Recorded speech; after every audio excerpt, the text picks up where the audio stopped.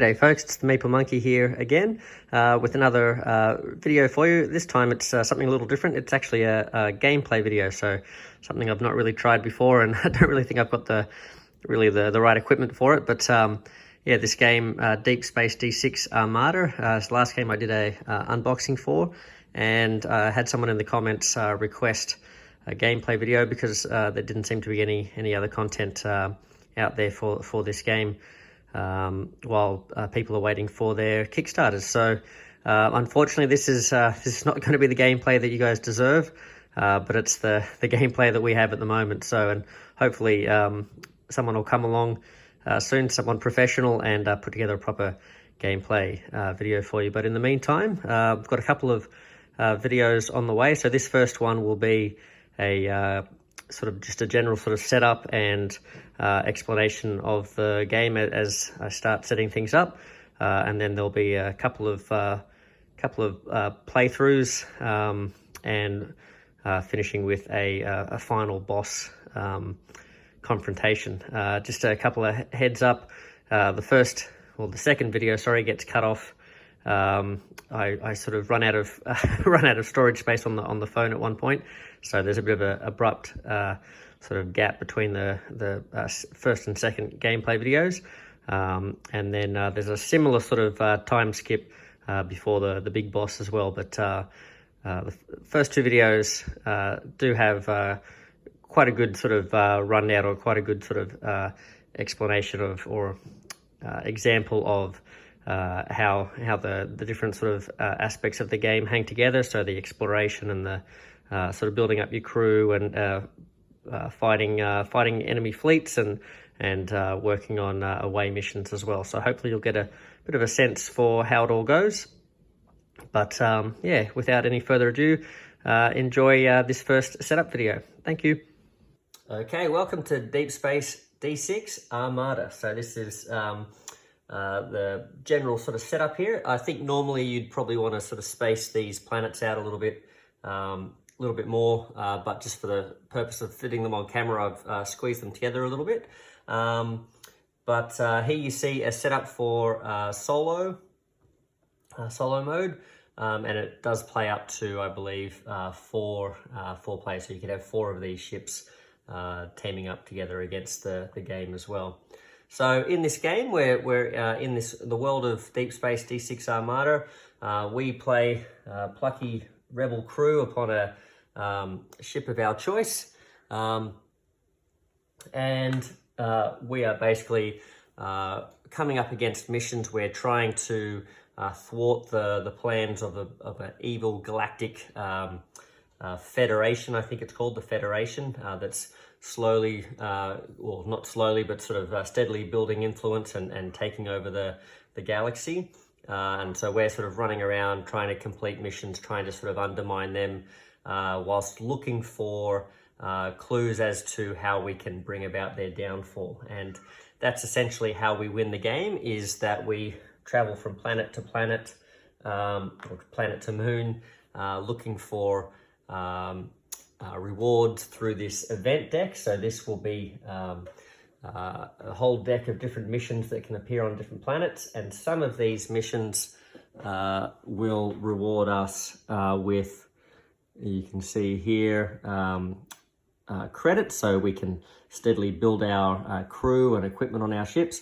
But some will reward us with, if I can find any examples, with these microchips, or these data banks here, and that's what we're looking for to progress the end of the game. So I think we normally would be looking for 4 of those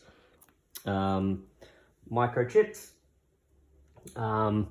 but there are some variants, or there are some suggestions that if you want a shorter game, you just look for 3 of those, and that's what these look like, these little microchips.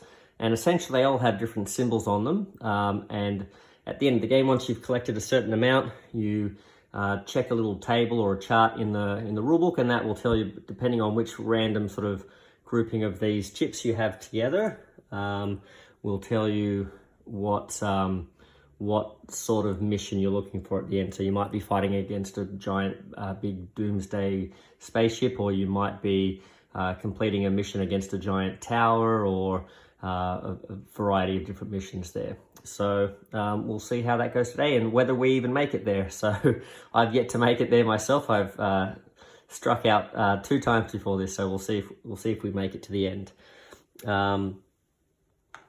So let's just take us through the ship here. So I've chosen for today's run, the ship is the Hades. So I haven't used this ship before. I've used I think the Harmony and the Pathfinder before. So we'll see if this gives me any more luck. So it's called the Hades, and a little nickname there, the Last Argument of Kings. So I quite like that. So this ship, you can see here, all the ships have a shield and a hull tracker there. So this ship's quite well armored to a lot of hull points. So when you start the game, depending on your ship, or if you're playing a solo mission, the solo mission has its own little tokens here. But otherwise the ships have their own sort of different sizes of these, and you place these in and they sort of cover up some of the hull and shield points that you might start with. And I think you can unlock those with different modules, different armor modules that you might be able to increase or upgrade your ship with, will then allow you to remove these, and you have access to extra hull points and so on. So the Hades has 6 hull points and 3 shield, which from what I've seen so far seems like relatively low shielding, but relatively high hull points there. You can also see these module spots. I keep shifting off to the side of the board there, sorry. So you have these module spots as well. So some of them start empty with the ships, so these don't really do anything for you until you keep upgrading your ships, but some have some basic stations already there. So and we'll get more into this, how these sort of trigger as we go through the game. But you can see this ship has sort of 2 basic sort of weapon ports here, so they can fire at the enemy.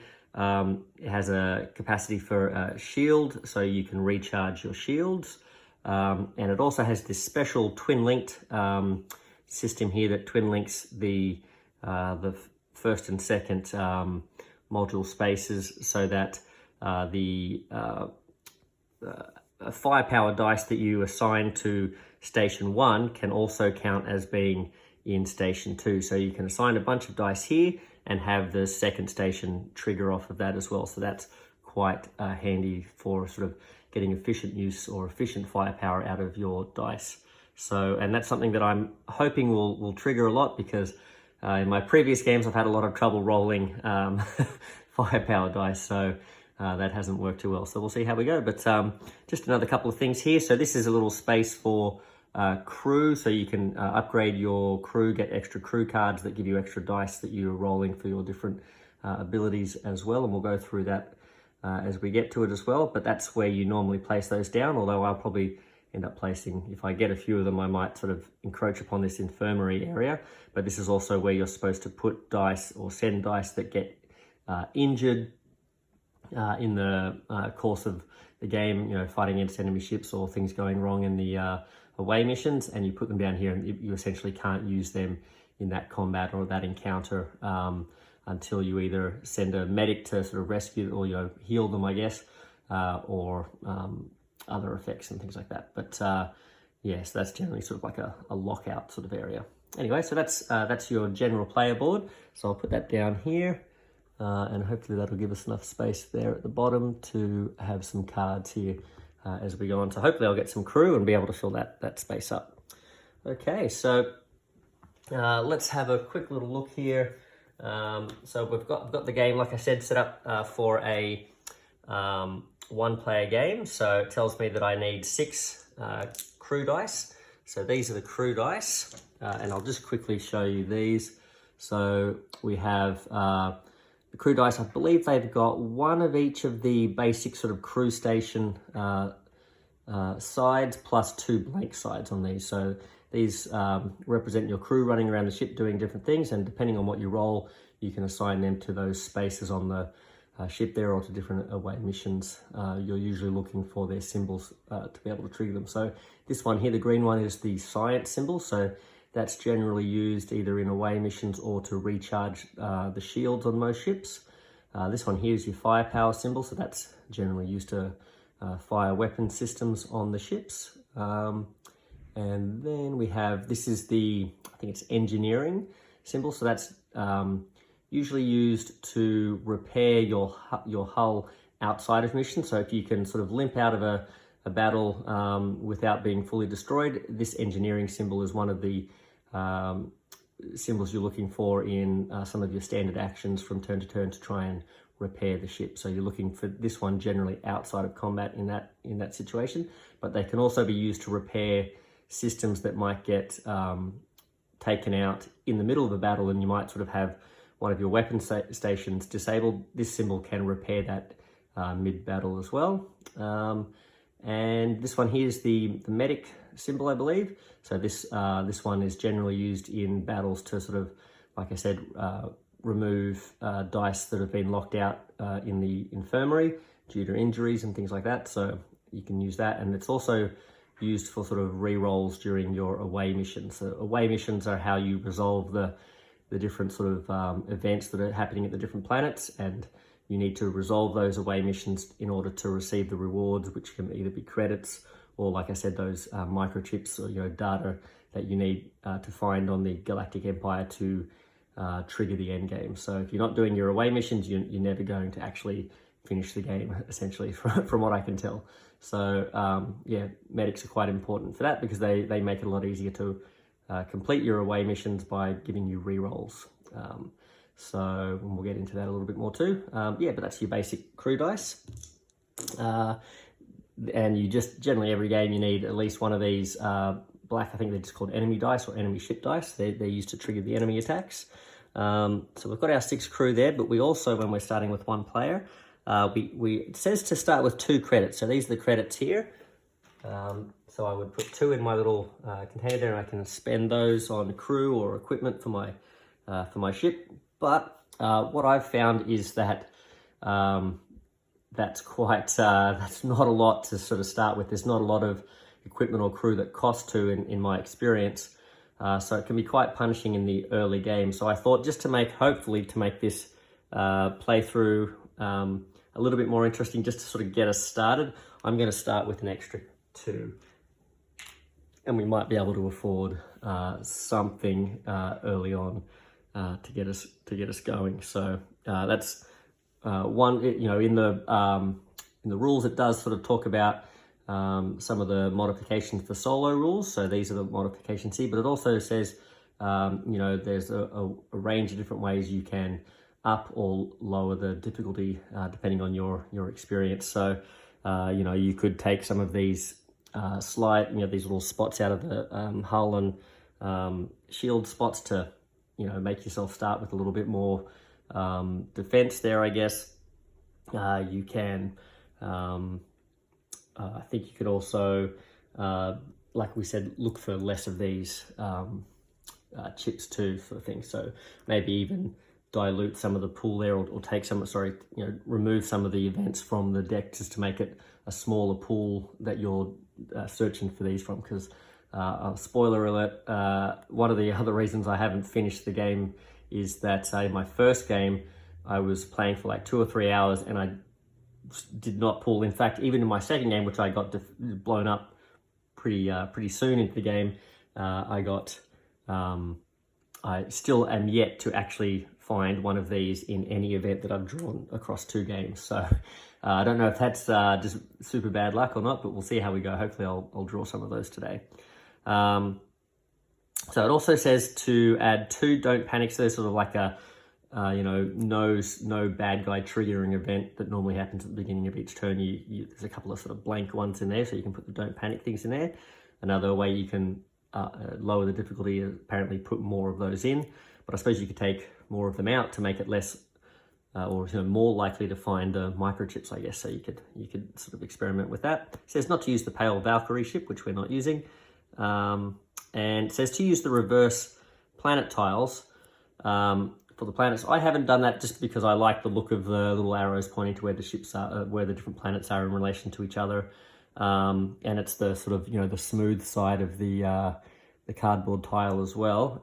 And I just don't think you really need to worry that much. If you're a solo player, you know that you can go wherever you want anyway, so that's fine. So generally what that means is in a solo game, every planet is one distance away from each other, whereas in the normal multiplayer game, you can only travel, say, from Titan 6 here to the different spots it points to. So from Titan 6, you could get to Invictus, you could get to Kagawa, or you could get to Terra, but you couldn't go directly to Luna. So you would have to travel to Terra for one movement and then travel across to Luna for another movement, for example. Or you'd have to go from Titan 6 to Terra and then another movement to Zenith 1. So there's a little bit more sort of thought about coordinating your movements in the multiplayer game. That's taken out here because you only have one ship, so you can't really sort of coordinate a lot of different attacks against the galaxy. So you need to be able to really get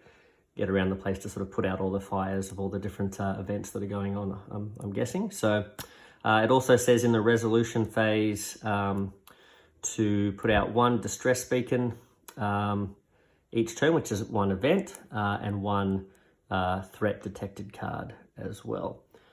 So that's what we'll be doing there. Okay, and the only other thing I think we need to do before we get started is, I believe, if I'm not mistaken, that the as part of setup, besides the initial 0000 event that you're supposed to put out to start with, I think you're supposed to draw a random one out just to sort of have some other mission out there on the board to start with. So we'll take this one first. This is event 00. And it's located at Terra, so you can see I've put the little marker here showing where the event is on Terra, and our ship always starts on Terra as well. It says the Armada is the galaxy's last hope. Okay, so we're part of the Armada. In this case, solo mode, we're an Armada of one. You've assembled a team of captains, mercenaries, and heroes from all over the system, and we've squeezed them all into one ship. From here, you begin your journey to put an end to the Federation. Okay, so this event, and I believe you're supposed to flip these over, have these face up. Yep, you are supposed to have these face up. So this one here says Prime Away Mission. Okay, Prime Away Mission, first deployment. So in order to complete this, we're going to need to visit this as part of the away mission in the counter phase, and we need to be able to place a die with that firepower symbol on it there. So we're going to need to roll our crew dice and get at least one of those firepower symbols to lock onto the card there. And if we get this, if it's a success, then we get to create a name for our Armada. So a bit of a storytelling, just sort of getting the game going sort of card. Making us sort of spend an action to do this for no real benefit, but to make us, feel like we've taken ownership of the game there. So that's our first mission that we know we're going to need to do. I might put these missions over here. Let's put them up here. And we also then, we need to draw a random mission. Okay, and to reach into this little bag that they provide you with. Okay, and this has all the little way marker, drop pin type markers. So 62, and this one's got a little star around it. So I think that might be like a prime mission or like a major red alert sort of mission. So 62, we'll search the deck.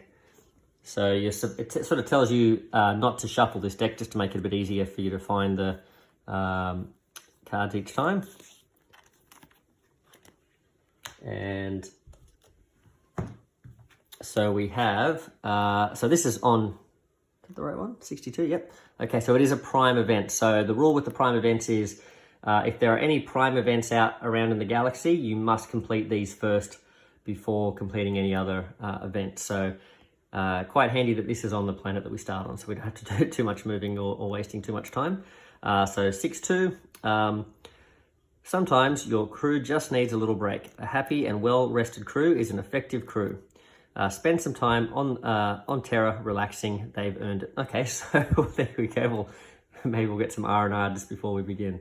So this says rest and recuperate, no success, no failure. It's just basically you must complete this mission before others. So you could see this, I've got a feeling a lot of these prime events are events that really just sort of make you waste some time before getting to other events that you might need to be completing, because one of the other end game triggers besides in the solo game, you lose if you basically enter into the critical state, which is triggered by hitting 0 hull points. And there is a little action card you get that allows you to basically repair your ship one time. So essentially, if you get blown up twice, you lose the game. The other way you can lose is if you're not putting out these or completing these missions fast enough, these events fast enough. If ever a planet, I believe you end around with a planet that has 6 events on it that haven't been resolved, then you lose as well, because the Federation essentially by that stage have taken over the galaxy. So let's have a look here. We'll put this one over here, so 6-2, and we'll put that on Earth or Terra to show that those 2 missions are there. So that's what we've got to start the game with, and then we'll get into our first turns. Okay, well that was the end of the setup and sort of explanation part of this gameplay. So yeah, hope that was helpful for you. Maybe a little bit long-winded, but if you're keen to stick around, the next video we'll begin the gameplay. So thanks guys, enjoy.